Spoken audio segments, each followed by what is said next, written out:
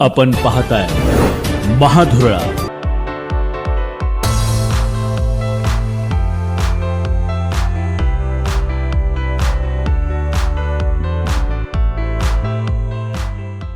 नमस्कार. महाधुरळा यूट्यूब चॅनलमध्ये मी गुरु बाळमाळे आपल्या सर्वांचं मनापासून स्वागत करतोय. सध्या कोणत्याच निवडणुका आता तातडीनं नाहीत. लोकसभा आणि विधानसभा दोन्ही निवडणुका ह्या 2029ला. तत्पूर्वी कोल्हापूर आणि या सांगली म्हणजे पश्चिम महाराष्ट्रात पदवीधर मतदारसंघ आणि शिक्षक मतदारसंघाची निवडणूक आहे. हे सगळं पाहता सध्या राजकीय हालचाली एकीकडे शांत आहे असं म्हणत असताना दुसरीकडे मात्र भाजपनं 2029 ही निवडणूक स्वबळावर लढण्याच्या दृष्टीनं जोरदार हालचाली सुरू केलेल्या आहेत. त्यासाठी अनेकांना प्रवेश दिला जात आहे. समरजित घाटगे यांचा भाजप प्रवेश हा त्याचाच एक भाग म्हणावा लागेल. कारण पश्चिम महाराष्ट्रात अनेकांचं इनकमिंग आता हळूहळू भाजपनं सुरू केलेलं आहे. कारण त्यांना आता 2029 लोकसभा आणि विधानसभा सुद्धा स्वबळावरच लढायचं आहे. त्याच ताकदीच्या जोरावर त्यांना एकतर्फी राज्यात सत्ता आणायची आहे. आता ते जरी स्पष्ट बोलत नसले तरी ज्या पद्धतीनं हालचाली सुरू आहेत ते पाहता 100% भाजप हा नारा 2029ला 100% असणार हे जवळजवळ नक्की आहे. या सगळ्या पार्श्वभूमीवर कोल्हापूर जिल्ह्यातील 10 मतदारसंघात भाजपचे संभाव्य उमेदवार कोण असू शकतील या संदर्भात आज चर्चा करूया. निवडणुका लांब आहेत नक्की मलाही माहीत आहे, पण त्याची तयारी भाजपनं आत्तापासून सुरू केली असल्यामुळं आपण या संभाव्य उमेदवारासंदर्भात चर्चा करणार आहोत. अजूनही 4 मतदारसंघ असे आहेत की तिथं भाजपला उमेदवाराचा शोध घ्यावा लागणार आहे. 10 पैकी 4 मध्ये 6 मध्ये मात्र त्यांच्याकडे आजही तगडे उमेदवार निश्चितपणे आहेत. याशिवाय आता काही मतदारसंघ वाढणार आहेत. त्यामुळे वाढलेल्या मतदारसंघात सुद्धा त्यांना काही उमेदवार काही ठिकाणी शोधावे लागणार आहेत. काही ठिकाणी उमेदवार त्यांच्याकडे आहेत. या सगळ्या पार्श्वभूमीवर आपण कागलमध्ये अमरीश घाटगे यांना त्यांनी यापूर्वीच पक्षात घेतलेला आहे. त्यामुळं अमरीश घाटगे यांच्यानंतर आता समरजित घाटगे ज्यांनी 2 वेळा मंत्री हसन मुश्रीफ यांच्याबरोबर जोरदार टक्कर दिली, त्या समरजित घाटगे यांना भाजपमध्ये घेतला आहे. त्यामुळे पुढचा कागलचा भाजपचा उमेदवार म्हणून समरजित घाटगे यांचं नाव घ्यावं लागेल. त्यानंतर चंदगड विधानसभा मतदारसंघात विद्यमान आमदार आहेत शिवाजी पाटील. त्यामुळे त्यांना पुन्हा उमेदवारी मिळणार यात शंका नाही. पण महिला राखीव झालं तर स्वाती कोरी यांना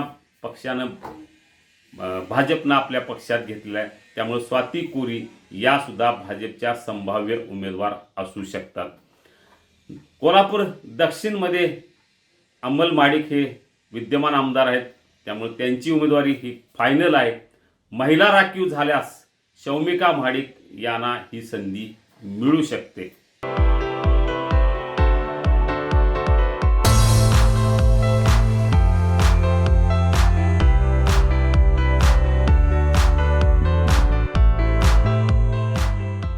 कोल्हापूर उत्तरमध्ये तशी उमेदवारांची संख्या मोठी आहे. गेल्यावेळी कृष्णराज महाडिक यांनी माघार घेतली. आता ते भाजपच्या युवा मोर्चाचे प्रदेशाध्यक्ष आहेत. त्यामुळे प्रमुख दावेदार असतील कृष्णराज महाडिक कोल्हापूर उत्तर मतदारसंघातून.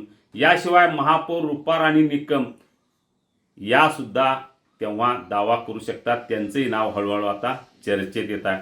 याशिवाय महेश जाधव पश्चिम महाराष्ट्र देवस्थान समितीचे माजी अध्यक्ष, विजय जाधव महानगरचे अध्यक्ष आणि प्रदेश सदस्य राहुल चिकोडे ही नावं सुद्धा ऐनवेळी चर्चेत येऊ शकतात, पुढे येऊ शकतात. इचलकरंजी मतदारसंघात राहुल आवाडे प्रचंड मताधिक्याने निवडून आले. त्यामुळे पुन्हा एकदा राहुल आवाडे हेच भाजपच्या वतीनं मैदानात उतरणार. महिला राखीव झाल्यास मौसमी आवाडे यांना ही संधी मिळू शकते. दुसरीकडे सुरेश आळवणकर हे सुद्धा निवडणूक ऐनवेळी लढू शकतात. फक्त मतदारसंघाची विभागणी इचलकरंजीत कशी होते त्यावर बरंच काही अवलंबून आहे. शिरोळ मतदारसंघात 2 नावं आत्तापासूनच चर्चेत आहेत. एक नाव गेल्या अनेक वर्षे चर्चेत आहेत, ते म्हणजे माधवराव घाटगे आणि दुसरं नाव आहे राजवर्धन नाईक निंबाळकर. राजवर्धन निंबाळकर हे आता भाजपचे जिल्हाध्यक्ष आहेत. त्यामुळे त्यांनीही तयारी सुरू केली आहे. माधवराव घाटगे यांची तयारी तर अनेक वर्षे आहे. त्यामुळे शिरोळमधून ह्या 2 नावापैकी एकाला संधी मिळू शकते. आता उमेदवार नाही असे काही मतदारसंघ आहेत. त्यामध्ये राधानगरी मतदारसंघात सध्या तरी नाताजी पाटील जे जिल्हाध्यक्ष आहेत त्यांचं नाव चर्चेत आहे. पण ऐनवेळी एखाद्या आणखी उमेदवाराचा शोध भाजप अंतिम टप्प्यात घेऊ शकते. ज्यांना इतर कुठं उमेदवारी मिळणार नाही पण तयारी चांगली आहे त्यांना भाजप त्यांच्या गळ्यात भाजपची उमेदवारी जाऊ शकते. पन्हाळा शाहूवाडी मतदारसंघात सध्या तरी जनसुराजचा ताकद जास्त आहे. जनसुराज सोबत भाजप असू शकते. पण स्वबळावरच लढायचा निर्णय झालाच तर तिथं मात्र डॉक्टर स्वाती पाटील या भाजपच्या वतीनं मैदानात उतरू शकतात. आबासाहेब पाटील यांचंही नाव चर्चेत असू शकतं. त्यानंतर राहतो मतदारसंघ करवीर मतदारसंघात. करवीर मतदारसंघात सुद्धा सध्या राष्ट्रवादीची ताकद चांगली आहे, शिवसेनेची ताकद चांगली आहे, पण तिथं भाजपची ताकद फारशी नाही. संताजी घोरपडे यांना भाजप ताकद देऊ शकतं उमेदवार म्हणून. पण ऐनवेळी इथं सुद्धा वेगळ्या नावाचा विचार होऊ शकतो. तेव्हा जे कागल समरजित गाडगे, चंदगड शिवाजी पाटील किंवा स्वाती कोरी, करवीरला संताजी घोरपडे किंवा ऐनवेळी उमेदवार वेगळा. कोल्हापूर उत्तरचं मी सांगितलं. इचलकरंजीत राहुल आवाडे सध्या एकमेव नाव चर्चेत. शिरोळला माधवराव घाटगे, पन्हाळा शाहूवाडीला स्वाती पाटील. हातकणंगले मतदारसंघात सुद्धा सध्या भाजपकडे उमेदवार दिसत नाही. तिथंही शोध निश्चितपणे घ्यावा लागेल. त्यामुळं हातकणंगले, शाहूवाडी, पन्हाळा, राधानगरी आणि करवीर या 4 विधानसभा मतदारसंघात येत्या 1-2 वर्षात भाजप निश्चितपणे काही ताकदीचे चेहरे आपल्या पक्षाच्या झेंड्याखाली आणणार आणि त्यांना विधानसभेची उमेदवारी देणार हे नक्की आहे. त्या दृष्टीनंच सध्या हालचाली सुरू झाल्या आहेत. राजकीय जी काय पेरणी आहे ती भाजपनं सुरू केली आहे. आता 3 आमदार भाजपचे आहेत. त्यांना आता अधिकाधिक आमदार करायचे आहेत.